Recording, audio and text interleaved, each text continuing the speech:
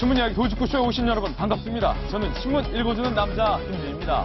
중국에서 일하고 있는 북한 여종업원들의 집단 탈북이 도미노처럼 계속해서 이어지자 북한 당국이 여권을 뺏는 것도 모자라서 일주일에 한 번씩 있었던 생필품 구매 쇼핑까지 막아서 사실상 여종업원들을 감금하고 있다는 내용을 저희 채널의 취재 결과 단독으로 확인했습니다. 잠시 후 저희 도직구쇼에서 사실상 감금 조치나 다름없는 이 북한 여종업원들에 대한 실태 어떻게 이루어지고 있는지 단독 포벌하겠습니다. 오늘 자 도관신문 과연 어떤 뉴스 보도하고 있는지 지금부터 저와 함께 하시죠. 먼저 동아일보입니다. 동아일보 일면을 장식하고 있는 일면 사진은 오바마 미 대통령이 취임 후 처음으로 베트남을 공식 방문을 했는데 2명에서 7,000원짜리 만찬을 먹고 있는 이 소박한 모습이 오늘 동아일보 일면 사진으로 선정이 됐습니다.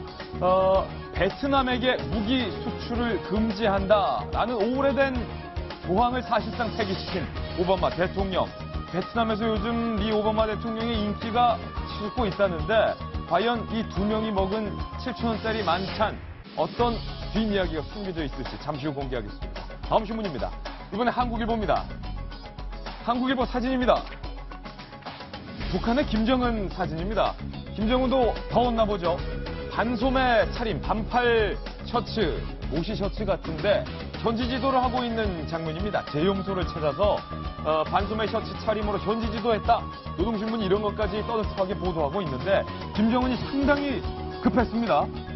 북한 여종업원들의 집단 탈북 현상, 북한 당국이 더 이상 통제 능력이 없다. 통제 능력을 상실했다. 전문가들은 이렇게 보고 있습니다. 과연 그 다음 탈북 대상은 누구일지 북한도 우리나라도 촉각을 곤두세우고 있습니다. 다음 신문입니다. 이번엔 조선일보입니다. 스위스마저 김정은에게 등을 돌렸습니다. 구체적인 물품을 스위스 당국이 발표했습니다. 김정은 그림인데 굉장히 지금 화난 것 같습니다. 포크 들고 있는데 먹을래야 먹을 수가 없습니다. 캐비아와 생선알로 만든 캐비아 대체품, 진주, 보석, 귀금속류, 찌가, 순종, 말도 들어있고요. 송로, 버섯, 스노모빌, 수집용 동전, 5급 시계 및 탁상 시계, 수상스키, 전동스키죠. 전동스키, 버터 브리오슈 등과 같은 고급 빵 등등 모두 다 스위스 정부가 금지를 시켰습니다. 김정은이 이러한 값비싼 스위스 물품들을 더 이상 들어올 수 없기 때문에 이 선물로서 측근들에게 인심을 쓰는 선물 통치도 이제는 길이 막혔다. 김정은이 여러모로 답답할 것 같습니다. 스위스 잘했습니다. 다음 신문입니다. 이번엔 경향신문입니다. 국내 정치권 소식 알아보겠습니다. 경향신문 일면 톱 기사입니다.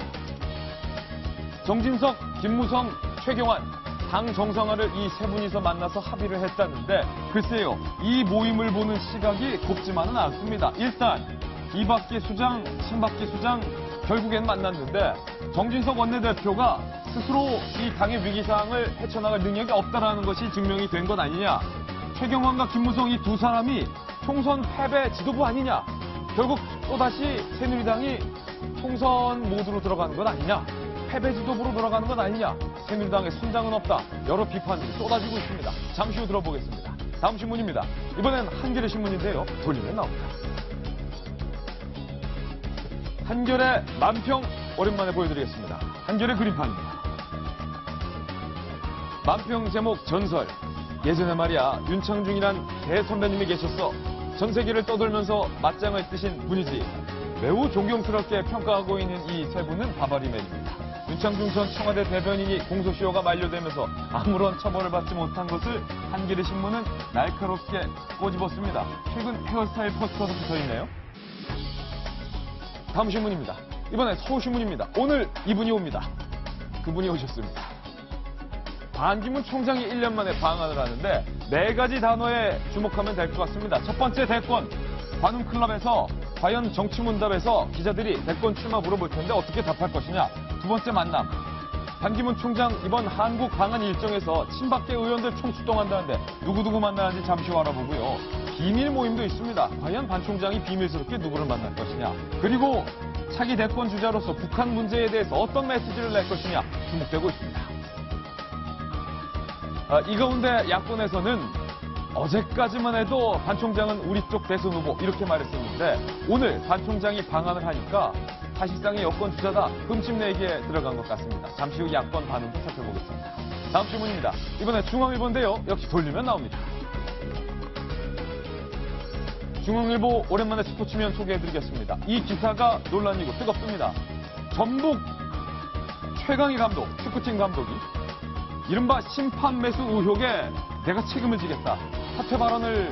사퇴를 시사하는 발언에서 눈길을 끌고 있습니다. 우승까지 했었던 축구팀, 전북팀이 스카우터가 심판에게 경기당 100만 원, 200만 원씩 이른바 금품을 돈을 주고 전북에게 유리한 판단을 해달라라고 심판을 매수한 의혹이 불거지면서 오랫동안 쉬쉬했던 이 프로축구계에서 심판 매수 의혹이 사실로 드러나는 것 아니냐라는 얘기가 나오고 있습니다. 잠시 후 저희 돌직구쇼에서 집중적으로 보도해드리겠습니다.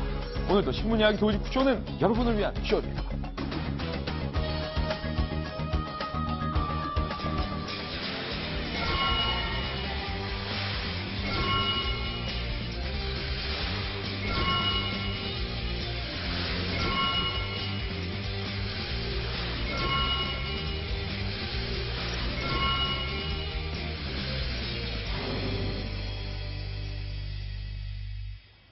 네, 신문 이야기 돌직구쇼. 오늘은 저희 채널A의 단독 취재 내용으로 시작을 하겠습니다. 어제 13명 집단 탈북에 의해서 여종업원 3명이 또다시 제3국, 그러니까 태국에서 한국행을 기다리고 있다라는 내용 저희 돌직구쇼에서 보도해드렸는데요. 이처럼 중국에 있는 북한 여종업원들의 탈북, 귀순이 계속되자 북한 당국이 사실상 여종업원들을 감금하는 수준에 이르렀던 것으로 확인됐습니다. 옌지에서는 일주일에 한 번 주어졌던 생필품 쇼핑, 슈퍼 가는 것까지 막았다고 합니다. 조아라 기자의 단독 보도입니다. 이달 초 북중 접경 지역인 중국 훈춘의 한 북한 식당. 종업원들은 결혼식 잔치를 마친 뒤 뒷정리에 분주한 가운데 한국인이 등장하자 경계의 눈빛이 역력합니다.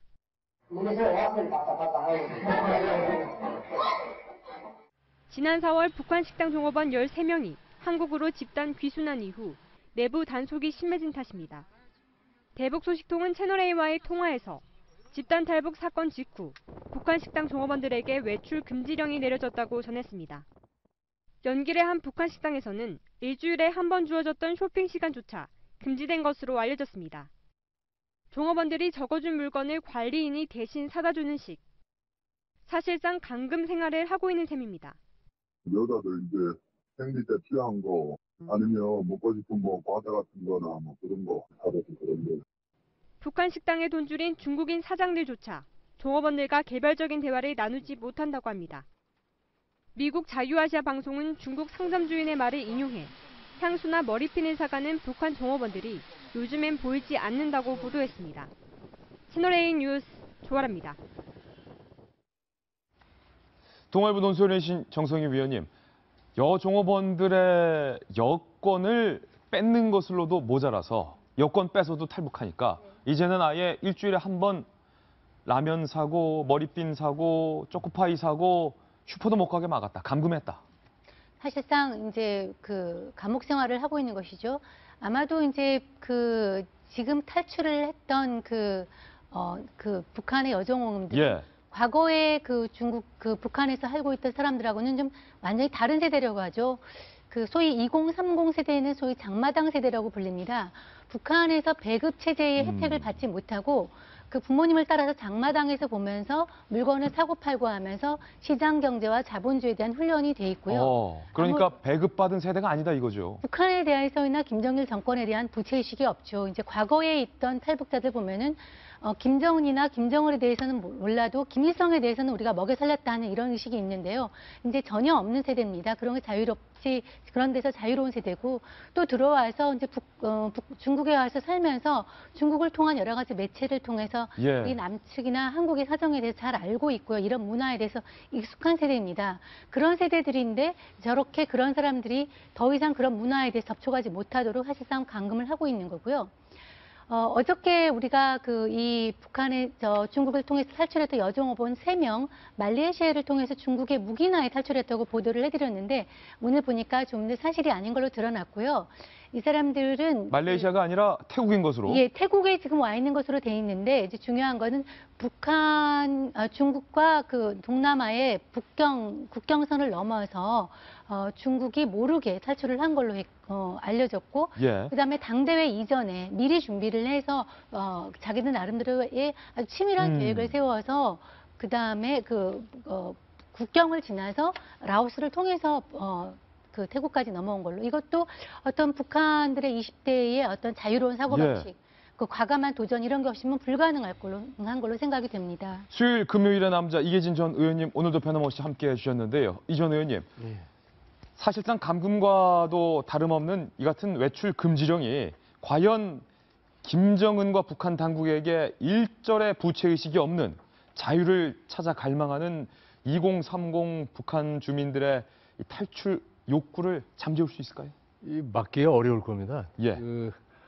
권력이라든지 자유라든지 맛을 일단 보면은 놓기 어려운 게 똑같을 건데, 북한에 있었던 삶의 기억과 자유세계에 와서 거기서 일하면서 느꼈던 거, 본 거 많잖아요. 자유스러운 세계 사람들의 모습, 또 풍요로운 모습 다 봤잖아요. 이제 그래도 좀 돌아갈 만한, 가족도 있고 한데 웬만하면 돌아갈 텐데 그걸 포기하고 거기를 떠난다는 것은 이거 보통 결심 아니면 안 될 겁니다. 결심이죠. 근데 이걸 보면서 그 전에 황장엽 선생 왔을 때 그 말 그대로 들었으면 벌써 무너졌는데, 예. 링게르 놔가지고, 링게르라 그러죠. 링거에. 링거.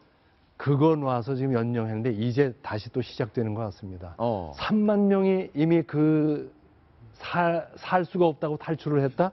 그럼 그 나라가 어떤 나라인지 알 수 있을 것 아니겠어요? 네. 13명, 3명?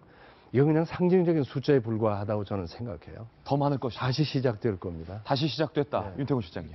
이 탈북자, 그리고 그냥 북한을 탈출한 사람 중에서 한국에 들어오는 사람 기준으로 해서 평균 하루에 한 5명 정도 돼요. 그래서 이 숫자만 보면은 뭐 큰 뉴스는 아닌데, 근데 이제 우리가 흐름을 봐야 될 것이 이 식당에서의 조직적으로 탈출.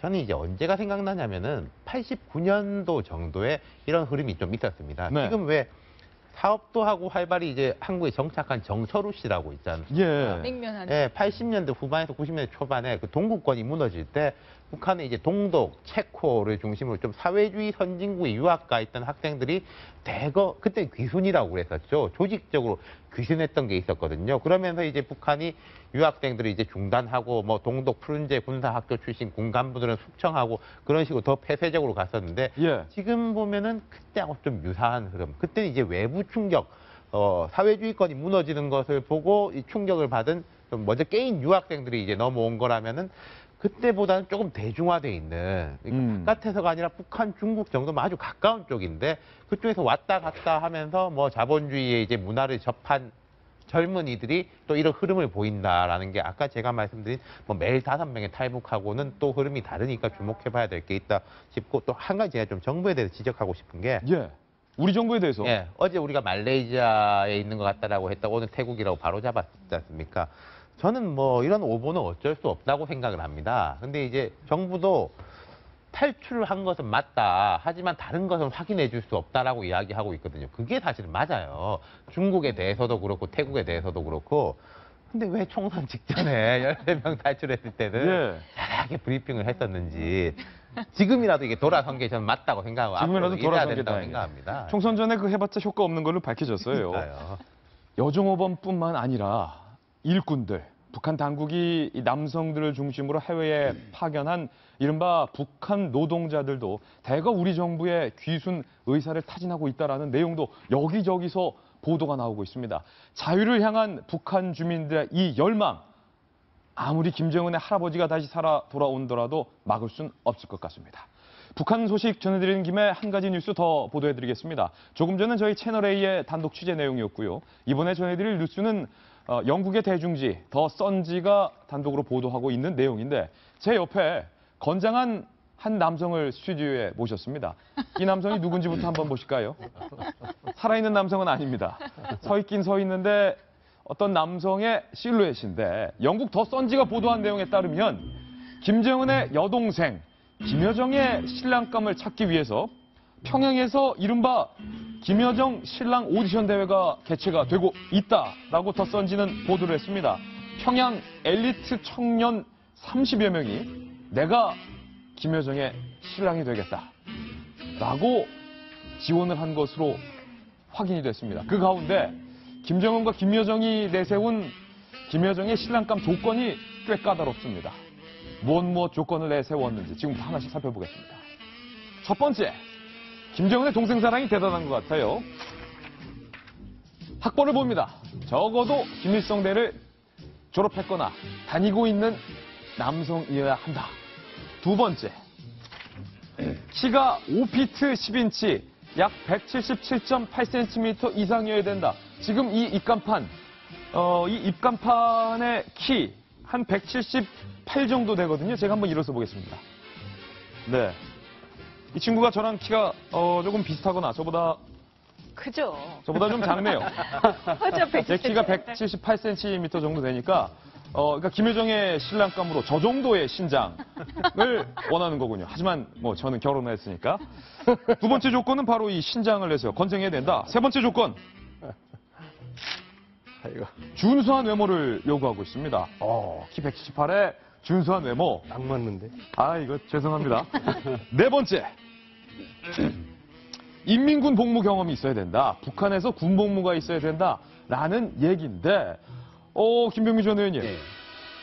김여정의 신랑감, 김여정 정도면 이 정도 돼야겠다 싶지만서도 너무 저는 까다로운 거 하나도 아닙니까? 해당이 안 되는 것 같은데요. 예. 아마 김진 기자님은 북으로 넘어가신다면 아주 해당이 딱 될 정도의 아, 큰일 날 소리 하고 계십니다. 예. 상황인 것 같은데 저는 김정은이 왜 이런 행동을 할까 좀 의구심이 들어요. 예.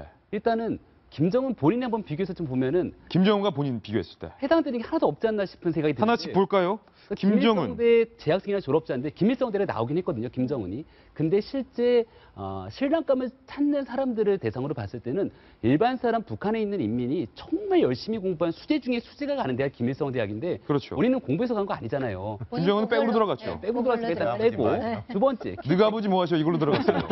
두 번째 키가 177cm 이상은 뭐 택도 없는 얘기인 것 같고요. 김정은 키가 170 정도 됩니다. 네, 준수한 외모랑도 거리가 멀고 인민군 복무 경험은 말 그대로 최전선에 나가갖고 국가를 위해 헌신하는 경험이 있어야 되는데 김정은은 글쎄요 스위스 유학생활 시절에 즐겁게 모든 것들을 다 누리다가 돌아온 케이스이기 예. 때문에 제가 드리고 싶은 얘기는 뭐냐면 결국 김여정이 남편이라는 거는 과거 김정일 시대로 보게 되면 장성택과 같은 역할을 하는 거거든요. 예. 근데 위대한 수령인 김정은이 그렇게 매력적인 사람이 아닌데 본인의 여동생인 남편을 평범한 북한의 인민 출신으로 이렇게 훌륭한 예를 들어서 캐나다의 트리도 총리와 같은 진짜 멋진 사람이 만약에 부마로 딱 설정이 되고 들어오게 된다면 북한에 있는 인민들의 시선, 눈이 갑자기 김정은이 아니라 그 사람으로 쏠리게 되면 김정은이 이거 화가 나서 어떻게 북한을 통치할지라는 생각도 들고 그래서 과연 저렇게 훌륭한 사람을 부마로 받아들일지 저는 약간 의구심이 들기도 합니다. 더선지가 보도한 내용에 따르면 정승희 더선지가 어떤 예, 신문이냐면 위원님. 일면에 이제 여성들의 상체를 벗은 사진을 갖다가 이렇게 일면에 내세우는 사진. 옐로우 페이퍼라고. 예, 예. 그런 신문이에요. 대중지, 그러니까 그 소위 퀄리티 페이퍼가 아닌 그런 그 신문이라서 얼마나 믿을 수 있을지는 모르겠지만은 아마 그럴듯한 얘기예요. 왜냐면 이제 김여정의 미혼이라는 것이 이미 밝혀진 상황이고 아마 최고의 어떤 풀 중에서 뽑으려고 하는데 뭐 더선지의 보도에 따르면 과거에 이 프로젝트를 했다고 그래요. 예. 30명 정도를 이렇게 심사를 했는데 마음에 드는 사람이 없어서 누구 마음에? 김여정 마음에? 김정은 마음에? 김정은 마음에 드는 김정은 사람이 마음에. 없어서 접었다가 다시 이것을 이제 혼기가 꽉 차니까 다시 하고 있다는 이제 얘기인데요. 예. 우선 이렇게 보면 찾기가 힘든 게 김일성 대학은 정말 하버드 대학보다 들어가기가 힘들다 그러죠. 아, 그래요? 네, 왜냐하면 일단 입학 정원도 적을 뿐만 아니라 이 당 간부들에 대한 특례 입학이 있기 때문에 실제로 자기 실력으로 들어갈 수 있는 사람은 정말 적다 그래요. 김일성 대학교가 정말 수재 중에 수재만 들어갈 수 있는 정말 저런 풀에서 집단을 한다면은 어렵고. 우리 동아일보 기자 중에 주성화 기자가 바로 김일성대 졸업했죠? 예, 주성화 예. 기자 말에 따르면 당시에 이제 본인은 당간부가 아닌 일반 그야말로 흑수저 출신으로 이제 정시 모집으로 들어갔는데 그때 청진에서 혼자 들어갔다 그래요. 청진에서 주성화 기자 혼자 붙었다. 그 정도로 큰 도시에서 혼자 들어갔다고 할 정도로 이게 들어가기가 힘들고요. 우리로 따지면 뭐 부산에서 한 명 붙었다 이 정도네요. 예. 그리고 그 키가 177. 내가 아까 이렇게 찾아보니까 북한 남자의 평균 키가 165예요. 예. 북한 남성 165. 작아요. 예, 우리가 여성은 153.1이더라고요. 그러니까 김일성 대 그 수재 중에서 키가 178 정도는 사람 하면은 거의 없다고 봐야 되지 않을, 거의 예. 찾기가 어렵다고 하지 않을까. 준수한 외모는 약간 주관적이에요. 그거는 예. 이제 본인에 따라가서 뭐 잘생겼다 아니다 볼 수도 있고, 또 김정은도 어렸을 때는 되게 잘생겼더라고요. 예. 귀여운 여기 외모. 저 조건이 하나 우스개로 빠진 예. 것 같아요. 어떤 거요? 미래에 네. 무슨 일이 있더라도 고사포를 무서워하지 말 것. 고사포를 무서워져. 언제 죽을지 절대 모른다. 졸지 말고. 언제 죽을지 고사포를 모른다. 무서워하지 말 것. 예. 이런 네, 조건도 있어요. 그래서 군복무가 있나 봅니다. 근데 저는 아까 예. 복무 경험인데 한 가지 더 말씀드리고 싶은 것은 이런 조건을 내세웠다는 것이 맞는지는 모르겠지만 우리가 전제하고 얘기한다면 그 김정은이 소위 말해서 그 백두혈통이나 가까운 빨치산 2세대, 3세대에서 찾지 않는다는 건 확실해 보여요. 예. 왜냐하면 아까 우리가 얘기했던 대로 뭐 최현의 아들은 뭐 최룡해나 이런 아들 그룹에 하면은 그 정말 발효한 외척이 발효할 수 있는 그런 상황이 되니까 그렇지가 않고 좀 합리한 집안 중에서 후계를 찾는다. 그런 것은 좀 확실해 보입니다. 예, 이 김여정의 신랑감, 과연 까다로운 김정은의 마음에 드는 청년이 나타날지 좀 지켜봐야 될 것 같습니다. 이번엔 저희 돌직구쇼의 코너입니다. 신문 속 사람들의 동향에 주목해보는 시간이죠. 신사동 그 사람을 준비했습니다. 오늘 신문에서 가장 중요한 사람, 세 사람을 꼽아봤는데요. 첫 번째 신사동 그 사람부터 만나보시죠. SK텔레콤의 명예회장인 송길승 명예회장이 성추행 혐의에 휩싸였습니다. 대상은 이번에도 20대 여성 종업원이었습니다. 다리를 만지고 껴안고 등등 이야기가 지금 계속 나오고 있는데 이민선 변호사님, 사실은 송길승 SK텔레콤 명예회장은 이 재계에서 꽤 입지전적인 인물 아닙니까? 뭐 인품이 좋다고들 알려져 있다고 해요. 저는 예. 뭐잘 모르는 분입니다. 전 뉴스를 듣고 오늘 처음 성함을 들은 분인데요. 송길승 명예회장이 이게 지난 3일에 있었던 사건이네요. 바로 지난 3일에. 네, 저녁에 서울 강남구의 한 갤러리 카페에서 갤러리 카페는 어떤데요? 네, 저도 아마 이제 그림도 있고 그림도 있고 커피도 마시고. 차도 마실 수가 있고, 요 우리 옆에 일민미술관도 그림도 있고 차도 마실 수 있는 공간이 있잖아요. 바로 그렇게 운영하는 것 같은데, 좀 교양 있는 공간. 네, 그곳을 갔다라고 해요. 그래서 이제 술을 마시다가 20대 여성 종업원의 A 씨의 다리를 만지고, 그리고 자신의 어깨를 주무르게 하고 등의 행위를 해서 A 씨가 이를 거부하고요, 갤러리 카페 밖으로 나갔다고 합니다. 그랬더니 20대 여종업원이 이를 거부하고 밖으로 나갔다. 불쾌한 거죠. 예. 불쾌해서 나갔는데, 또 문제는 그 갤러리 관장 B 씨, 여성이고 나이가 71세네요. 이분이 다시 그 20대 여성을 데리고 왔다고 해요. 손을 끌고. 예, 그러지 마, 이리 들어와. 이렇게. 아이고, 와서 좀 참아. 앉아서 상대해 드려 됐겠죠. 예. 그냥 할아버지라고 생각해라고 하면서. 그러고 하자 이 손 회장은 다시 그 20대 여성인 A 씨를 또 껴안고 신체를 만진 혐의가 있는 것으로 알려졌습니다. 어허. 이래서 지금 강남 경찰서에서 불구속 입건을 해서 지금 조사를 CCTV를 통해서요, 조사를 하고 있는데, 예. 그렇다면 손 회장이 어떤 입장을 밝혔는지 또 우리가 들어봐야 되지 않겠습니까? 네. 손 회장은 해당 카페는 오랫동안 알고 있는 사람이 새로 카페를 개업한 곳이어서 인사차 들려서 10여 분간 머물러 있었는데, 솔직히 당시 상황이 잘 기억은 나지 않지만 기억나지 않는다. 네, 이런 일이 일어난 점에 대해서는 송구하다라고 전해달라고 했다라고 합니다. 기억나지 않는다라는 것은 사실은 단골 해명이긴 한데 네. 송구하다라고 말한 걸로 봐서는 손 회장의 혐의에 대해서 일정 정도 좀 인정을 하는 것 아닙니까? 사실상 뭐 자백이나 다름없는 예. 이가 아닐까 싶습니다. 근데 이제 참 이런 일이 이제 있을 때마다 이제 더 이상 일단 우리가 좀 그나마 기특하게 생각해야 될 거는, 이런 일을 더 이상 20대 여성들이 참지 않는다는 거예요. 예전에 예. 돈 많으신 분, 뭐 저명하신 분, 권력이 있으신 분, 유명하신 분이라는 이유로 많이 참지 않았습니까?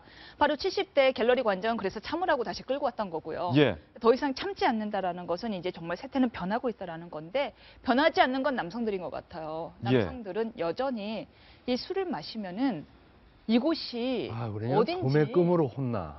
네. 남성들은 왜 그런 거예요? 여기가 어딘지 룸사롱인지 왜 그래요? 정말 사람 차이가 분명히 있어요. 그러니까 일부 남성들은 예. 왜 이러는 건가요? 자, 이제 좀 정말? 자제하시고 흥분을 자제하시고 손 회장 측의 해명이 또다시 논란이 되고 있는데 이민선 변호사님, 네. 내가 성추행을 한 게 아니라 해당 인사, 그러니까 20대 여 종업원에게 격려해주고 나왔는데 당시에도 물론이고 이 고소를 알기 전까지 그 여종업원이 나의 격려를 불편하게 생각하고 있었다는 사실을 전혀 알지 못했다. 아니 해당 인사가 불편한 심정을 갖고 있었다는 것을 미리 알았다면 더 빨리 사과하고 용서를 구했을 것이다. 라는 해명이 또 논란이 되고 있어요. 뭐 성추행을 하는 사람들의 단골 변명인 것 같아요. 뭐 딸처럼 생각을 했다, 소녀처럼 생각을 했다, 뭐 식당 여종업인 줄 알았다, 그냥 격려를 했을 뿐이다. 그런데 성추행이나 성희롱의 기본적인 기준은요, 나의 의도가 아니라 상대의 불쾌감의 정도가 기준입니다. 자신은 로맨스일 수 있어요. 1년에 하나의 작은 예를 들어볼까요? 작은 예로 옛날에 아이리스라는 드라마가 있었는데 이병헌이 김태희 입을 잡고선 사탕 키스를 했단 말이에요. 벼랑간 갑자기 키스를 했어요. 이병헌이기 때문에 로맨스입니다. 예. 여자도 이병헌을 좋아했기 때문에 그거를 성추행으로 받아들인 것이 받아들이지 않고 예. 로맨스로 받아들인 겁니다. 지금 네. 손 회장의 해명이 자세히 나오고 있는데 정확한 워딩이 바로 저렇습니다. 당시 상황이 구체적으로 기억나지 않지만 일단은 송구하다라고 밝혔는데 여기까지는 논란이 안 되는데 그 바로 뒷부분이 논란이 되고 있는데 당사자가 나의 격려를 불편한 심정을 갖고 있었다는 걸 몰랐는데 좀 빨리 말해줬더라면 더 빨리 사과하고 용서를 구했을 것이다라는 반응인데요. 정성희 위원님, 박희태 전 의장이 골프장에서 여성 캐디의 신체를 부적절하게 만지었을 때 당시에 소녀딸 같았다, 뭐 내 딸 같았다라는 해명을 했었고 윤창준 전 대변인은 격려. 여성과 함께 아주 즐거운 시간을 보냈고 격려 차원에서 말했다. 근데 이번에 송길승 회장도 나의 격려를 불편하게 하는 줄 몰랐다. 좀 비슷합니다. 그러니까 이제 그 세 사분의 공통이 평생 그렇게 살아오신 거예요. 정말 그건 진심이라고 생각합니다. 평생 그렇게 살아오셨는데 뭐 갑을 관계라면 갑으로 살아오셨기 때문에 을이 어떻게 생각하는지를 잘 이렇게 모른 거죠. 근데 아까 우리 임윤선 변호사가 말한 대로 세상이 변해서 이제는 젊은 여성들이 적극적으로 자신의 불쾌감을 호소하기 시작하신 거죠. 그러니까 여기 보면은 송길승 회장 같은 거 좀 소개시켜드리면 사실 SK의 그룹의 주요 계열사를 하셨고 정경련 회장도 하신 분입니다. 정경련 회장까지 했었어요. 예, 그래서 맞아요. 이 재계에 상당한 영향력을 있고 굉장히 점잖고 그다음에 상당한 어떤 통찰력을 가진 분으로 많이 알려져 있는데요. 사실은 이렇게 저도 오늘 뉴스를 보면서 알고 보면 사실은 그 이면에 어떻게 보면 저렇게 평생 해오셨을 수도 있겠구나. 주변에서 문제 제기를 안 하니까 네. 이것이 본인이 쉽게 말해 인격자로 알려져 있었는데 주변에서 문제 제기가 안 하니까 평생 그렇게 살아오셨다. 이번에 된통 당하셨구나. 이런 생각이 들어요. 정말 세상이 많이 변했고 젊은 사람이 참지 않습니다. 네. 또 지적하고 싶은 거는요. 이 갤러리 카페 여주인이 70대 이제 여성분인데 그 본인이 거부하고 나간 여성분을 다시 끌고 와서 앉혔다는 거예요. 예. 그러니까 이제 이거는 이제 그 어떤 본인이 피고용과 관계에 있으니까 어쩔 수 없이 와서 앉았는데 이 여성분의 태도도 상당히 문제가 있습니다. 그러니까 아무리 고용 관계를 하더라도 그렇게 70대 거부하는 사람 앞에 앉혀서 접대를 하는 것까지 고용 관계에 포함되어 있지는 카페 여사장의 예. 태도도 문제가 있다. 예. 그래서 어차피 여종업원이라도 그래서는 안 되지만 아침 보도를 보면 여종업원이긴 하지만은 학생인 것 같고 예. 아르바이트 하는 사람인 것 같고 귀한 집 딸인 따님입니다. 예. 정말 정신 차려야 됩니다. 손 회장이 누구인지 새삼 주목을 받고 있습니다. 송길승 회장, 정경련 전 회장까지 지냈습니다. 입지전적인 인물이었습니다. SK텔레콤 명예회장, 나이가 75세, 셀러리맨의 우상으로 불렸고요. CEO의 성공 신화로 불렸습니다. 평사원 출신으로, 왜냐하면 평사원 출신이에요. SK그룹 회장을 거쳐서 CEO 최초 5대 그룹 총수에 등극을 했기 때문이죠. 2003년도였습니다. 정경련 회장이 취임을 했고 전문 경영인 출신으로 최고 영예를 다 누렸다 이렇게 볼 수가 있습니다. 2004년 SK 분식회계 사건 불구속 기소 전까지는 최태원 회장과 함께 오너와 함께 투톱 체제로 어깨를 나란히 할 정도였다고 하니까 윤태곤 실장님 정말로 전설 중에 전설. 그렇죠. 월급쟁이 신화라고 뭐 이명박 전 대통령 같은 경우도 있지만 저분은 그 길을 계속 걸어가지고 정경련 회장도 지내고 그 SK의 선대 회장이 하자면 아들한테 이 손 회장 말은 따라야 된다라고 이제 같이 이제 어깨를 나란히 하고 한 분이니까. 딴 사람은 몰라도 입지전적인 인물. 아들아 손 회장 말은 네. 꼭 따라라. 근데 이분이 이제 아는 사람만 아는 사람이었다가 이제 검색어 1위에 오르시면서 모르는 사람도 아는 사람이 됐는데 예. 저는 임 변호사님 말씀이 맞는 것 같아요. 이제 이게 좀 안 참아야 됩니다. 그리고 그 기사를 보면은 3일 날 일이 벌어졌는데 오늘 공개된 걸 보니까 제가 볼 때 또 중간에 뭐가 있었어요. 좀 뭐 무마라든지 하려고 했던 시도가 있었던 것 같은데 이제는 좀 드러내야 되고 또 이분들이 모르겠습니다. 나이가 들어가지고 남자들을 도덕 재교육을 시킨다는 게 쉽지는 않은 일인데 네. 도덕 재교육이 안 되면은 이렇게 큰 코 다친다. 완전히 당신이 평생 동안 쌓아 올린 명예를 다 잃을 수 있다라는 두려움이라도 가지게 돼야지 이런 일이 재발이 하겠지만은 재발률이 떨어지겠죠. 예. 아마도. 경찰이 해당 갤러리 카페의 이 CCTV 영상을 확보한 상황입니다. 임유선 변호사님, CCTV 영상에는 그날 3일 그 갤러리 카페에서 송길승 회장과 그 20대 여종업원 사이에 어떤 일이 있었는지에 대한 영상이 고스란히 담겨 있기 때문에 경찰은 CCTV만 분석해 보면 뭐 혐의는 다 입증할 수 있다. 이미 영상을 확보했고요. 그래서 24일이죠. 며칠 전에 소환 조사를 했습니다. 네. 소환 조사를 했다라는 것은 아마 항상 말씀드리지만 이미 어느 정도 증거를 확보한 후에 피의자를 소환 조사하거든요. 그러니까 뭐 다리를 만지고 어깨를 주무르게 하고 껴안고 신체를 만졌다 등등 알려진 내용 등이 다 CCTV로 확인이 됐다. 그것까지는 신문 기사를 봐서는 알 수가 없어요. 그런데 아마 추측컨대 이 손명회 회장이 미안하다라는 사실상 자백을 한 점에 보았을 때는 이미 경찰이 상당한 증거를 확보한 거를 손 회장이 알고 있기 때문에 어쩔 수 없이 자백하는 모습을 보인 게 아닐까 싶고 아마 지금 열심히 합의를 하기 위해서 백방으로 뛰어다니고 있을 겁니다. 합의를 위해서 백방으로 뛸 것이다. 네. 이기진 전 의원님, 아까 남자 도매급으로 엮지 말라라고 거기다가 또 나이도 들었지 뭐 하여튼 문제를 조심할 게 하셨는데. 많은데 예. 전 이걸 보면서 그래 인생의 성공이 있었는데 마지막 이거 좀 못 참아서 그 본능적인 그런 걸 못 참아서 그렇게 했다. 이건 참 부끄러운 일입니다. 네. 그리고 요 순간에 그 손 회장 얼굴이 나갔을 때 그 가족들이 그 모습을 보고 얼마나 괴로울까. 맞습니다. 전 그런 생각을 해봤어요. 예. 인생의 성공을 경제적으로 했고 지위를 했는지는 모르지만 이거 하나의 사건을 이렇게 됐다. 전 그걸 보면서 저분이 혹시 시집을 몇 개쯤 읽어보셨을까 또는 수필을 평소 한두 편 좀 읽어보셨을까 이런 생각을 했습니다. 예. 그렇다면 자기 수양이라는 어마어마한 걸 아니라도 문학작품을 좀 읽어봤어도 저러지 않았을 것이다. 기업에서 성공하고 그걸로 돈 많으니까 그 돈으로 할 수 있는 짓을 하다 보니까 이런 날이 왔지 않겠는가. 그런 안타까움이 있네요. 예. SK텔레콤 손길승 명예회장의 성추행 혐의까지 보도해드렸습니다. 이번에는 신사동 그 사람 두 번째 인물로 이어집니다.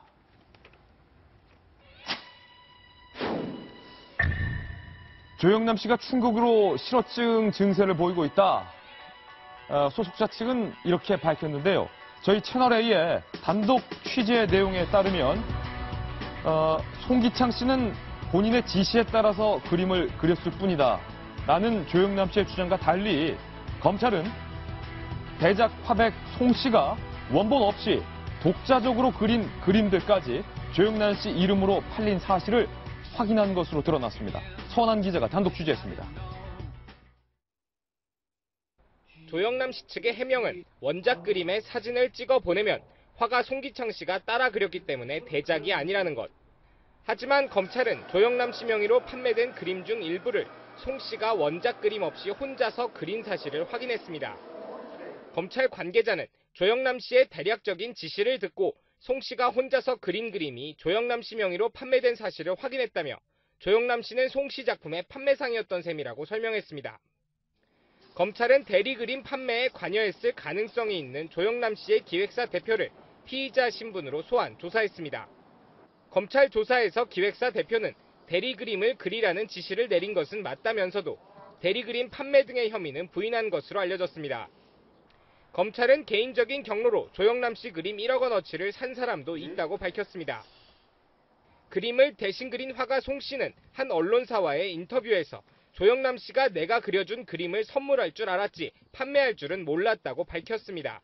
채널A 뉴스 서원환입니다. 네, 검찰이 이 조영남 씨 대작 의혹을 수사하는 게 매우 날카로운 것 같습니다. 조영남 씨 소속사 대표는 조영남 씨의 최근 근황과 관련해서 이렇게 밝혔습니다. 조영남이 지금 인터뷰를 못하는 이유가 매우 큰 충격을 받았다. 위트 있는 조영남이 정신이 멍해져 있다. 실어증 증세까지 보이고 있다. 이렇게 지금 밝혔는데 정성희 위원님, 저희 채널A 서원한 기자의 단독 취재 내용에 따르면 검찰이 밝힌 내용인데 그동안의 조영남 씨 측의 해명은 원작 아이디어는 나한테 있고 내가 뭐 스케치 정도라든지 밑그림을 주면 채색 정도를 보조로서 덧칠해주고 도와준 것이다 라는 내용이었는데 이번에 검찰이 확인한 내용에 따르면 그냥 하얀색 백지를 조영남 씨 측에서 제공을 하면 송기창 화백이 원작 없이도 자기가 처음부터 다 그렸다. 원작 없이 그린 그림을 그렸다는 것을 이제 검찰이 확인했죠. 심지어 검찰 관계자 멘트입니다. 송 씨 작품의 판매상이었다. 조영남 씨가 이렇게 말한 건 송 씨 작품의 판매상이 조영남 씨였다. 그렇게 말한 거는 검찰이 어느 정도 상당한 혐의점을 갖고 이렇게 파악하지 않았으면 저런 코멘트가 나올 수 없기 때문에 상당한 혐의 사실을 확인한 것 같고요. 또 어저께 다른 그 프로그램에서 나왔지만 이 조영남 씨가 대작으로 의심되는 송화백이 그린 걸로 의심되는 그림을 1억 원을 주고 샀다는 사람도 나타났대요. 조영남 씨 그림을 1억 원을 주고 샀다. 그러니까 5점 정도. 5점을 예, 1억 원어치. 예. 대략 해도 뭐 그림은 호수에 따라 가격이 틀리지만 그렇게 해서 환불하고 싶다고 했는데 우리 어제 보도에서는 그동안에 그림을 그린 사람한테 환불을 해주고 있다고 했는데 예. 아직 다 환불이 안 된 모양이에요. 그러니까 아직 환불이 진행이 안 된 상황인 것 같고요. 그래서 지금 이런 상황으로 보면은 사법적인 어떤 처벌이 불가피한 것으로 보이고 네. 조영남 씨가 상당히 이제 70대 나이가 있고요. 저도 최근에 조영남 화백을 만난 사람 얘기를 들었는데 상당히 충격을 받은 상태라고 합니다. 예. 한 방송 사와의 이 송 씨의 인터뷰 내용 중에 바로 원작 그림 없이 송 씨가 처음부터 끝까지 다 그렸다라는 그림 중에 하나가 바로 조영남 씨 작품 중에 꽤 유명히 알려진 여친 용갱이라는 그런 작품인데요. 바로 이 그림입니다. 조영남 씨가 한 방송사에 나와서 여자친구들이 날 지켜주는 그림이다. 진시황을 이기는 건 이 길밖에 없다라고 자랑스럽게 소개를 하면서 작품 제목이 바로 여친 용갱, 뭐 유명한 여성 배우들, 개그맨들, 조영남 씨와 친분이 있는 여성 탤런트 등이 얼굴이 지금 합성되어 있는 저 그림인데 송화백이 이렇게 말했습니다. 여친 용갱은 처음부터 나의 아이디어였다. 조영남의 여자친구였다는 연예인 사진을 받으면 그거를 합성해서 내 아이디어로 꾸민 거다. 영남이 형은 아무것도 안 그렸다. 이렇게 지금 주장을 했습니다. 채널A 단독 취재 내용과 일맥상통한 부분인데 김병민 의원님. 조영남 씨가 지금 실어증에 걸렸다라는 얘기를 하고 있는 건 소속사 대표 얘기잖아요. 저는 저럴 수밖에 없는 게 실어증에 걸렸는지 안 걸렸는지 정치적 충격을 얼마나 받으셨는지 모르겠지만 더 이상 해명할 수가 없기 때문에 저렇게밖에 할 수 없다라고 봐요. 예. 이게 애당초 처음에 문제가 생겼을 때 정말 죄송합니다라고 바로 잡았으면 일이 이렇게까지 커지진 않았을 거거든요.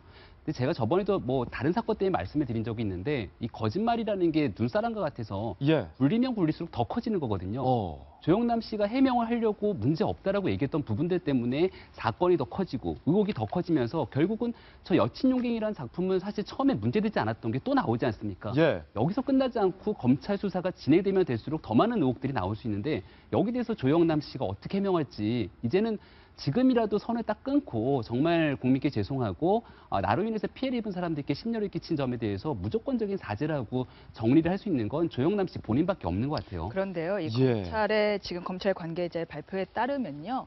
사실은 송 씨도 지금 공범의 혐의에서 자유로울 수가 없습니다. 송 씨도 공범의 혐의가 있다. 왜냐하면은 송 부모님이 검찰이 무슨 얘기를 검찰이 이 발표를 하기도 전에 조영남 씨랑 송 씨가 이미 어느 정도는 사실을 이런 게 있다라고 인정했던 내용이에요. 조영남 씨도 내가 그 사람 도와주려고 너가 그리고 싶은 거 한번 그려봐라고 해서 본인이 그린 적도 있었다라고 이야기했어요. 그래서 조영남 씨의 얘기는 그 사람을 도와주려고 한 거였다. 워낙 무명이니까 그리게 한 다음에 내 이름으로 팔게끔 한 것도 있었고 송 씨도 그에 부합하는 내가 그려서 준 적이 있었다라고 이야기를 했거든요. 같은 사실관계예요. 이 얘기는 결국에는 송 씨도 그림이 자기가 그리고 조영남 씨 이름으로 팔 걸 알면서도 자기 이름으로는 팔리지가 않으니까 조영남 씨 이름으로 파는데 동참했다는 이야기가 돼요. 예. 그걸 빠져나가기 위해서 어제 나는 팔릴 줄 몰랐다라고 이야기했지만 그건 여러모로 믿기가 힘든 발언이고요. 자신이 직접 전시회 기간 중에 배달도 했다고 했으니까요. 예. 믿기가 힘든 발언이고 이렇게 경찰의 발표대로 가면은 송 씨마저도 공범의 가능성이 있는데 저는 이제 검찰에게 조금 아쉬운 점은 예. 제가 여기서 여러 번 말씀을 드렸지만 사기죄 입증이 완전히는 사실은 힘들고 좀 미진한 부분들이 있거든요. 수사 부분에서. 근데 특이하게도 입증이 완전히 완벽하지는 않은 것 같습니다라는 사건마다 검찰들은 검찰의 워딩 자체를 더 세게 내요. 더 세게 내요. 뭔가 좀 여론전을 하는 듯한 느낌이에요. 예를 들어서 뭐 조영남 씨는 사실상 뭐 판매상과 다름없다 뭐 이런 말들이. 그거는 그러니까 조영남 씨가 그런 게 훨씬 더 많은데 그거를 그렇게 판매상과 다름없다 하면서 나는 당신을 잡아넣고서야 말겠어 하는 불굴의 의지를 보여주는 듯한 행위를 보여주는데 그런 말 말고 먼저 증거로 먼저 말씀해 주셨으면 좋겠습니다. 역시 법조인다운 돌직구인데 이계진 전 의원님, 조영남 씨의 이 공식적인 해명이 사실과는 다른 이른바 거짓 해명으로 하나 둘씩 드러나면서 논란이 계속돼서 커지고 있는 측면. 그래 이제 사회 지도층 또는 대중의 사랑을 먹고 살아온 분들, 그분들이 이런 일이 있을 때 주의해야 될 것이 무슨 잘못이 있을 때 아까 김병민 의원 얘기한 대로 빨리 잘못을 시인하는 게 제일 좋아요. 눈사람 얘기 아까 했지만 눈덩이 얘기했지만은 우리 속담에 그런 거 있어요. 잘못은 송편에 난 구멍과 같아서 어떻게 해보려고 깎을수록 커진다는 그런. 그리고 또 하나 하고 싶은 얘기는 저 대작 그림 그러면 그림 그리는 분들이 그래요. 저러면 정말 멋진 마스터피스를 얘기하는 것 같다. 대작 하지 말고 한자로 괄호 열고 대신이라는 대자를 써서 대작하든지 대신 대자 써서 대리작하든지 또는 합작하든지 그래야지 대작 그림 판매 그러니까 엄청난 명작을 그려 판 것처럼 보인다고 그런 얘기도 하더라고요. 대작보다 대리작이 더 정확한 표현이겠군요. 한자를 병기해서 그래서 한자가 필요한 거예요 사실. 조영남 씨의 해명, 대작 의혹 도대체 어디까지 번져질지 모르겠습니다. 다음 신사동 그 사람으로 넘어가겠습니다. 세 번째 인물입니다. 오늘 왜 이렇게 입지전적인 인물들이 논란의 도마 위에 오는지 유독 오늘이 그렇습니다. 최강희 감독 얘기입니다. 국가대표팀 감독을 맡기도 했었고 축구팀 전북을 우승으로 이끌었던 입지전적인 인물. 아마 최강희 감독 모르시는 분은 없을 거다 생각이 드는데 최강희 감독 본인의 이야기는 아니지만 최강희 감독이 이끌었던 이 전북 축구단이 2013년 전북 축구단 소속의 한 스카우트가 2명의 심판에게 우리 팀에게 유리한 판정을 내려달라면서 경기당 100만 원씩 각각 2차례와 3차례에 걸쳐서 총 500만 원을 전달했다면서 부산지검이 해당 스카우트와 2명의 심판을 불구속하면서 축구계에서 쉬쉬했던 설마설마했던 심판 매수 의혹이 일정 정도 사실로 드러났습니다. 윤태곤 시장님, 그런데 최강희 감독이 이에 대한 책임을 지겠다 사퇴를 시사하는 발언도 했다면서요. 그러니까 이거는 좀 더 파봐야 될 것 같습니다. 현재 밝혀진 걸로는 이제 2차례 걸쳐서 이제 2명의 심판에게 도합 500만 원.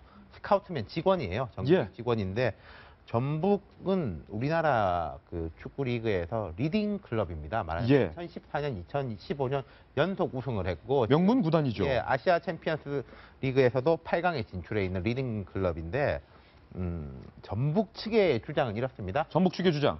개인의 행위다. 개인 일탈이다. 근데 이게 상식적으로 생각을 할 때 자기 돈을 꺼내가지고 심판들한테 이게 나눠주면서 우리 팀 잘 봐달라. 라고 했을 가능성은 이제 낮아 보이죠. 5만 원도 아니고 50만 원도 아니고 500만 원을 들여서. 그러니까 뭐 두 가지 경우가 있겠죠. 클럽의 어떤 뭐 이걸 뭐 위에 구단주부터 지시는 아니었겠지만 어떤 클럽 내부에서 이런 일이 있었든지 두 번째는 사설 토토라든지 도박의 문제하고 연결이 되는 게 있을 텐데 둘 다가 큰 문제입니다. 제일 문제는 이게 결국은 신뢰를 깨는 거지 않습니까? 프로스포츠에서는 약물 문제하고 심판 매수를 제일 중요한 것으로 보고 우리나라에서도 보면은 상당히 유명한 국가대표 출신 축구 선수들이 그 사설 토토에 연루돼 가지고 퇴출당한 사례가 있습니다. 프로야구도 있고 프로축구도 있고 농구도 있고 감독도 있고 이게 그래도 축구 야구 정도까지는 아니겠거니 했는데 이걸로 이제 올라왔다는 거죠. 그러면은 이 분이 만약에 개인의 일탈 행위라고 하더라도 그러면은 구단은 책임이 없는 것인가. 그래서 이제 최강희 뭐 감독의 이야기가 나오는 건데 제 생각에는 뭐 최강희 감독도 책임져야 될 부분이 있다면 져야 되겠지만은 구단 자체 운영 라인 있지 않습니까? 네. 말하자면 이게 단장 뭐 구단주로 이어지는 그 라인에서 본질적으로 책임을 져야 될 것이고 전체적으로 신뢰를 회복하기 위해서는 뭐 전수조사라든지 이런 부분이 들어가야 되겠죠. 한국 프로축구계에 여러모로 실망하는 점들이 한두 가지가 아닌 것인데 김병미 의원님, 첫 번째 설마 휘휘했던 우승 구단, 명문 축구 구단이 심판을 돈으로 매수했더라. 우승 트로피 뒤에는 심판을 돈으로 매수했던 추악한 모습이 있었더라. 스포츠 정신은 찾아볼 수 없더라가 첫 번째.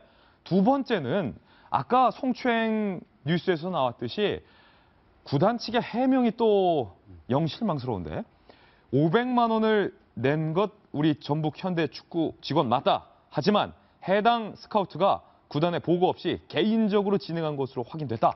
우리 팀은 관련 없다라고 했던 이 해명이 두 번째로 실망스럽고 세 번째는 명문 축구 감독인 이 최강희 감독이 과연 축구판에서 설마 기자들도 알고 있었던 이 내용에 대해서 전혀 들은 바 보고받은 바가 없을까라는 부분. 총체적인 문제를 다 지적을 해주셨는데 일단은 앵커님께서 제가 봤을 때 첫 번째로 스카우터한테 꼬리 자르게 했다는 거는 이게 가장 큰 문제였거든요. 예를 들어 국회의원들 뭐 비리 문제가 터졌을 때 이렇게 보시면 돼요. 보좌관도 아니고 인턴한테 책임을 물었다라고 저는 보이거든요.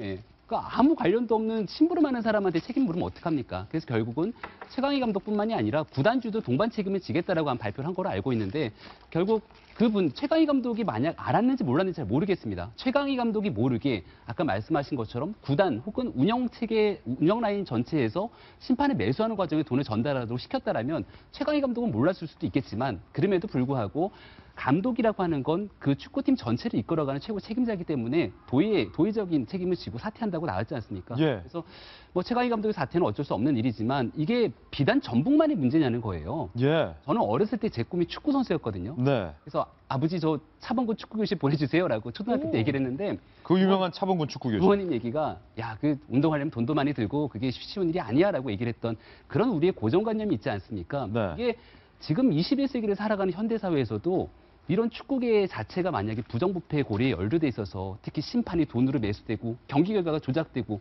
또 돈을 내면 어떤 선수들은 더 기용을 많이 하고 이런 일이 만연한다 그러면 이 한국 사회가 공정한 사회겠습니까? 예. 마지막으로 저는 이 얘기 하나만 축구계건 정치계건 드리고 싶은 게 어떤 거요? 2012년 대통령 선거에서 낙선했지만 문재인 후보의 그 캠페인 중에 명언이 하나 있었어요. 어떤 거요? 기회는 평등해야 됩니다. 과정은 공정해야 됩니다. 결과는 정의로울 것입니다라는 그 세 가지 멘트가 있는데 우리 대한민국 사회가 스포츠계건 정치계건 이 세 가지 멘트만 제대로 지켜진다라면은 정말 정의로울 텐데 한번 좀 다시 되새겨야 될 시점인 것 같습니다. 정성희 의원님, 김병미 의원은 지금 좋은 돌직구 주셨는데 30년 기자의 시각으로 봤을 때 과연 이 구단 측이 밝혔던 것처럼 개인 직원 일반 직원 한 명의 개인적인 일탈로 볼 수 있을 것인가? 만무하죠. 그럴 리는 없고요. 왜냐하면 근데 지금 축구만 얘기했는데 우리가 얼마 전에 수영연맹 일을 했습니다. 근데 다른 것도 마찬가지인데 이런 어떤 일탈이나 부패가 어떤 구조에서 나오면요. 조금의 사람들이, 그러니까 소수의 집단이 어떤 의사결정을 좌우할 때 나타나요. 그러니까 이제 뭐 수영연맹에서 누구를 국가대표로 선발한다든가 아니면 축구에서 심판이 어떤 부분에 뭐 페널티를 준다든가 아닌가를 그 소수의 사람들이 들어갔을 때 이런 구조가 나타나거든요. 반드시 부패가 있다고 봐야 합니다. 그런 것을 없애는 것이 이제 정의로운 사회고 선진사회인데요. 뭐 최강희 대표가 그 감독이 사퇴를 한다는 건 좋지만은 축구계나 이런 스포츠계의 어떤 부정과 이 빚이나 승부조작이나 그동안에 있었던 어떤 사태로 볼 때 아직은 요원하지 않을까 이런 안타까운 마음이 듭니다. 예, 전북 현대 축구 실력 분명히 뛰어난 축구팀인 것은 분명합니다. 국내 리그에서도 수차례 우승을 했었던 팀인 것도 분명하고 아시아에서 가장 실력 있는 명문 구단인 것도 분명합니다. 하지만 구단 측이 밝힌 대로 이 개인의 일탈 때문에 축구팀 전체의 축구 실력까지 오욕으로 얼룩진 것은 피할 수 없을 것 같습니다. 이번에 저희가 준비한 본격적인 정치권 뉴스로 이동하겠습니다. 다음 돌직구 신문입니다. 그분이 오십니다. 여야 모두 긴장하고 있습니다.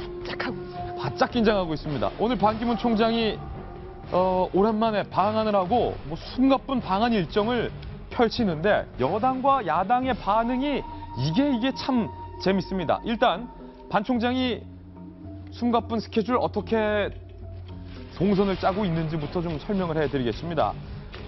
반 총장의 방한 동선 한번 보시죠.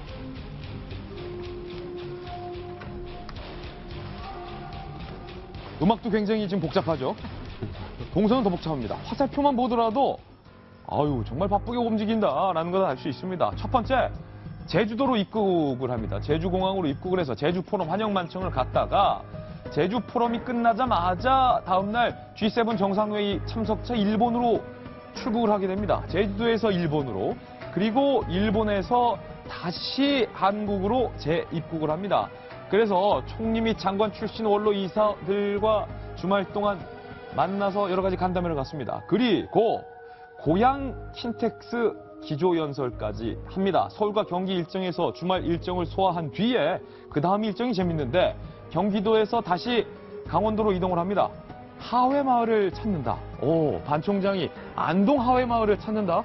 상당히 흥미로운 일정인 것 같고, 그리고 그 이후에 UN NGO 콘퍼런스 참석차 다시 경주를 찾습니다. 이거 얼핏 보면 마치 대선 기간 중에 유력 대선 주자가 대선 유세하는 그런 동선과도 굉장히 비슷한데 경주까지 참석한 이후에 다시 출국을 하게 되는 일정인데, 이 반 총장의 이번 숨가쁜 방한 일정에 대해서 한침밖에 의원은 아주 흥미로운 반응을 내놨습니다.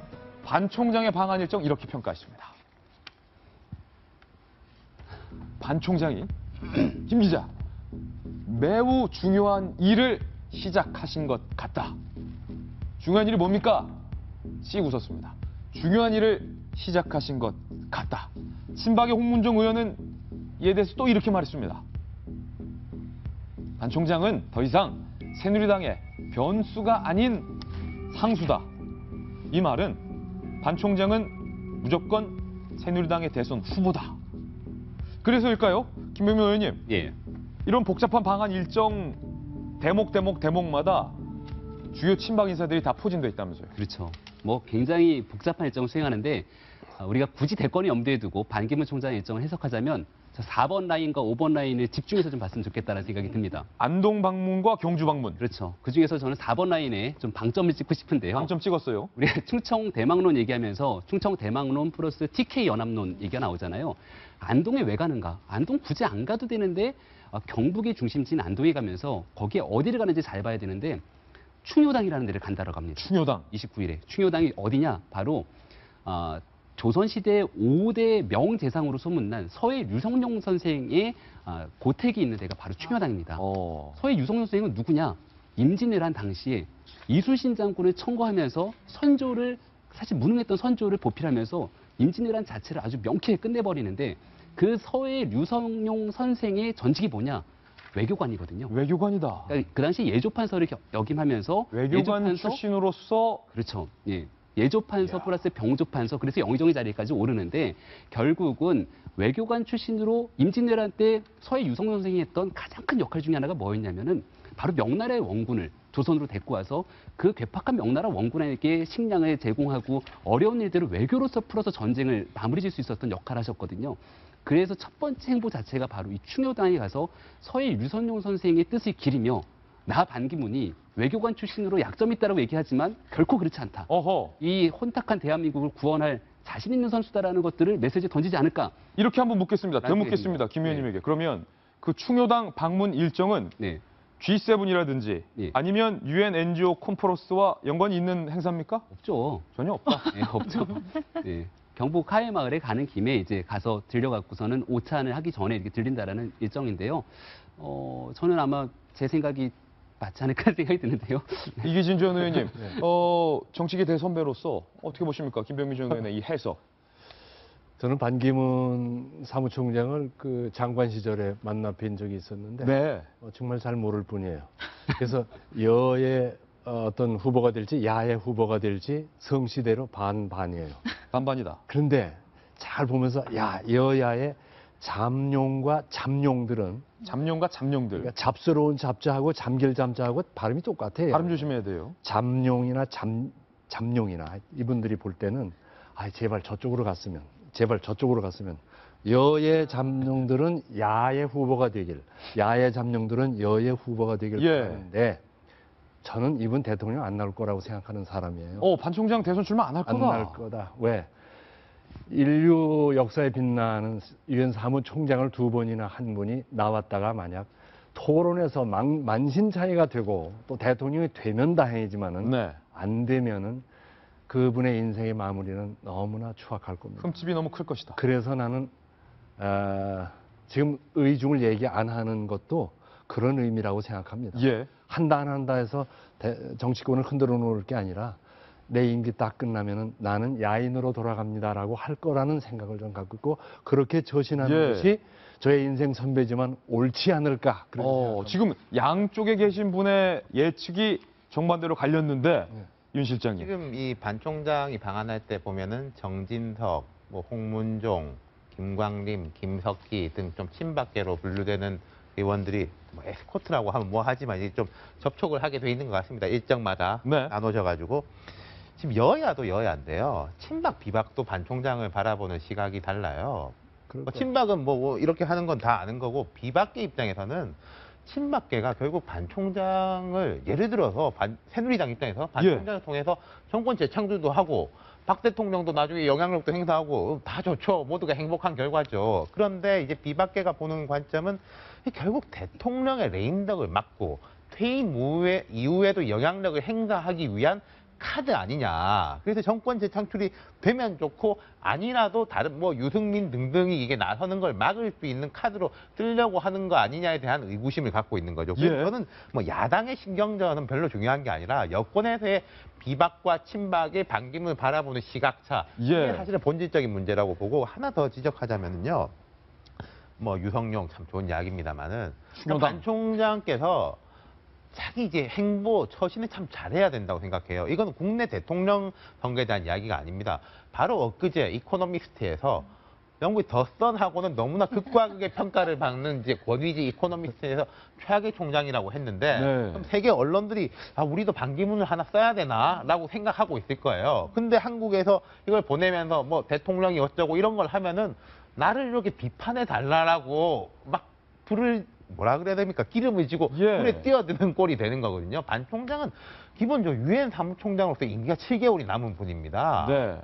뭐가 첫 번째 우선인지를 본인이 잘 생각하셔야 돼요. 흥미로운 점 한 가지 더는 여당에서는 친박 의원들이 길목길목마다 포진을 해 있는데 어제까지만 해도 반 총장은 우리 측 대선 후보다. 우리 측으로 오셨으면 좋겠다라고 두 팔 벌려 환영했던 두 야권의 반응이 정반대로 갈렸습니다. 여당과는 말입니다. 두 야당 원내대표의 발언들 직접 한번 들어보시죠. 옛날에 개그 콘서트인가 무슨 코미디 프로그램에 각기도라는 게 있는데요. 나올 것 같기도 하고 안 나올 것 같기도 하고 그래서 저는 어쨌든 이렇게 모호하게 하신 분 중에 성공하신 분이 없어서 좀 제대로 말씀하시는 게 좋을 것 같아요. 이제 저희 당은 이제 유능한 인재들에게 문화가 열리기 때문에 오신다 그러면은 대환영입니다만 그렇다고 그래서 기존에 있는 후보들을 다 가만히 계시라고 그러고 모셔올 수준은 아니라고 생각합니다. 친박에서 옹입을 한다고 하면은 대통령 후보로 출마는 할 수 있지만은 반기문 총장은 대통령에 나올 수 있는 것도 반이고 안 나올 수 있는 것도 반이고 저희 민주당에 문을 두드린 것도 반이고 새누리당에 두드린 것도 반이기 때문에 모든 게 반반이에요. 정세윤 위원님, 우상호, 박지원 원내대표 반응이 과거와는 좀 달라요? 그렇습니다. 우선 반기문 그 유엔 사무총장의 별명이 우리 여기 소개해드렸죠. 기름장어예요. 기름장어다. 장어도 미끄러운데 기름까지 발랐으면 얼마나 미끄럽겠습니까? 외교관으로서는 굉장히 능숙한 이런 걸 말씀드리는데 지금 이렇게 본인의 모호한 태도 이런 것이 지금 부메랑이 되어 있는 상황이고요. 그뿐만이 아니라 이제 이 반기문 총장을 구애하는 야권의 입장도 미묘하게 변화를 했습니다. 2013년 11월에는 박원순 서울시장이 뭐 대선 후보에 오르기에 충분한 분이다 평가를 했고요. 또 그 다음해에는 권노가 국민의당 상임고문 우리가 영입해서 당에서 경선을 치러야 된다. 이렇게 얘기를 했고 또 문재인 더불어민주당 대표도 우리 당 출신이고 우리 정부 노무현 정부가 만들어야 된 유엔 사무총장이다. 대선 후보로 영입하고 싶다. 이렇게까지 얘기를 했어요. 근데 지금 본인의 처신이 아무래도 여당을 업을 것 같은 느낌이 들죠. 그러니까 미묘하게 변해서 김종인 대표 이렇게 말했죠. 전형적인 직업 외교관이다. 정치 경험도 없는 사람이 대권 도전은 무리다. 예. 그다음에 우상호 더불어민주당 대표 모셔올 수준은 아니다. 아까는 또 뭐 본인이 경선을 할 수 있다고 얘기했지만 미묘하게 변화하면서 만약에 나온다면 새누리당이 선택할 것이 확실해 보입니다. 예. 분명히 반 총장이 나온다면 여당 갈 것 같으니까 야당이 못 모셔올 판에는 흠집이라도 내자 이겁니까? 우물의 독불이겠죠. 우물의 독불이라고 하는데 명쾌하네요. 저는 이계준 의원께서 말씀하신 그 사무총장쯤 하신 분은 그 예. 명예를 지키고 조용히 퇴임하셨으면 좋겠습니다라는 그 문구가 말씀이 사실은 유엔에 1946년에 결의안에 나와 있습니다. 예. 그래서 사무총장을 하신 분은 되도록 최소한 퇴임 직후에는 나라에서 중요한 공직을 수행하지 말라라는 권고사항이 있는데 그럼요. 지금 바로 이 조항은 사실 반기문 총장한테 이코노미스트의 비판과 더불어서 조금 마음속에 부담으로 작용할 걸로 보입니다. 예. 그냥 국내에 오시면 반기문 돼요. 그냥 반기문 된다. 그냥 반기문 돼요. 반기문 돼서 반기문 총. 아재 개그 하나 또 들려드렸습니다. 광고 이후에 오늘의 피날레 기사로 돌아오겠습니다. 잠깐만요. 오늘이 무슨 날인 줄 아십니까? 세계 실종 어린이의 날입니다. 오늘의 피날레 기사입니다. 어서 돌아오기를 세계 실종 아동의 날인데 이기진 전 의원님 저렇게 많습니다.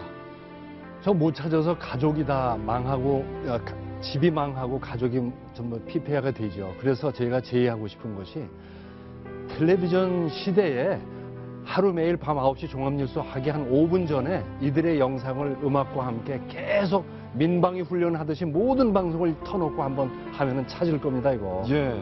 예. 그렇게 했으면 좋겠어요. 참 좋은 아이디어도 주셨는데 아이들을 못 찾은 부모 마음이 과연 어떻게 헤아릴 수 있을까? 그 아픔은 말로 헤아릴 수 없을 것 같습니다. 세계 실종 아동의 날을 맞아서 실종된 우리 아동들에게 많은 시청자 여러분들도 관심을 보내주시기를 부탁드리겠습니다. 오늘 저희가 준비한 소식 다 전해드렸습니다. 저희는 내일 아침 9시에 더욱더 풍성한 뉴스로 인사드리겠습니다. 오늘 하루는 분명 어제보다 더 나을 겁니다. 좋은 하루 되십시오. 고맙습니다.